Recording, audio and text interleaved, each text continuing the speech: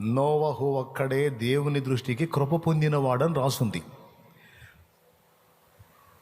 అంటే ఆ కృప ఇవ్వటానికి దేవుడు నోవహు ఒక్కడే అర్హుడిగా కనపడ్డాడట. అంటే మిగిలిన వాడు ఎవడికి కూడా అర్హత కనపడలా.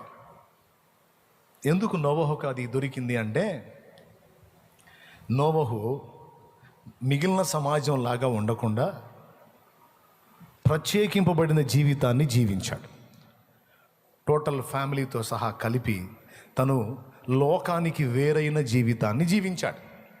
అదే మనుషుల మధ్యలో ఉన్నాడు, వాళ్ళని పలకరిస్తున్నాడు, వాళ్ళు పలకరిస్తున్నారు, అంతా నడుస్తుంది, పని పాటలు అన్నీ నడుస్తున్నాయి. కానీ వాళ్ళ ప్రవర్తనకి, వాళ్ళ జీవిత విధానానికి, నోవా ప్రవర్తనకి, నోవా జీవిత విధానానికి సంబంధం లేకుండా బతికాడు.